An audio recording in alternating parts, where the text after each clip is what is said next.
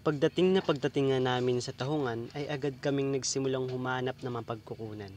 Ngunit hindi namin namalayan na medyo malaki pala ang tubig dito sa kaduluan. Kaya naman ay napagpasyahan namin na lumipat na lamang at kung inyong mapagmamasdan, ako'y isang simpleng binata lamang sa kadahilanang ito talaga yung aking buhay na nakagisnan. At dito naman sa puntong ito ay kasama ko na ang isa kong pinsan at lola ko na ubod ng ganda.